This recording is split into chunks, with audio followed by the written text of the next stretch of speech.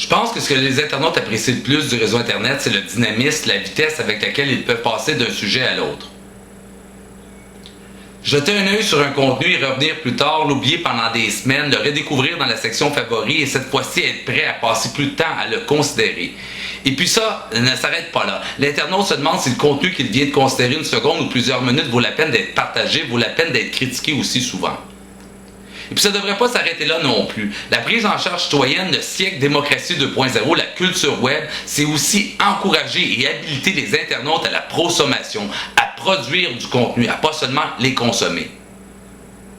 Moi, j'aime ça appeler ça, ce type de contenu-là, du contenu populaire. Il me semble que ça redonne du coffre à l'expression populaire. Pas besoin d'être une méga star du web pour faire populaire. Au contraire, le contenu populaire, c'est le contenu qui vient du peuple, c'est le contenu qui vient du milieu. L'internaute cherche des services d'information alternatifs. Le bazar d'idées tombmalin.net et son petit réseau d'espace web, c'est un support de créativité parallèle qui habilite au mieux de nos moyens des communautés web à se lancer dans la prosommation, à les challenger de faire mieux que nous avec les moyens qu'ils ont à la maison, avec les talents qu'ils ont dans le coco, avec leur angle, leur intérêt et leur passion au cœur de leur démarche.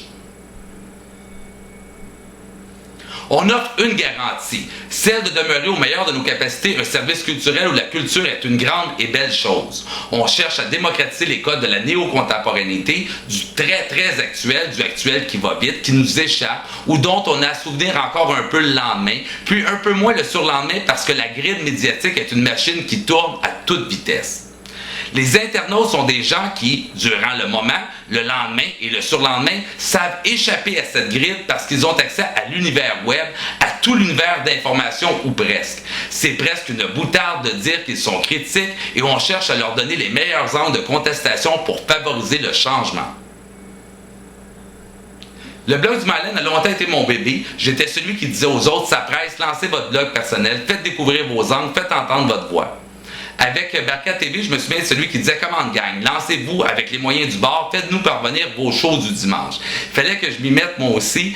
La CAD, c'est mon show du dimanche, c'est mon adib. Je retrouve le track et l'excitation des premiers blogs publiés sur le blog du Mylen qui compte maintenant pas loin de 500 contenus variés et qui attire un lectorat honnête qu'il ne faut jamais oublier de remercier. Merci beaucoup gang, suiveux du blog du Mylen.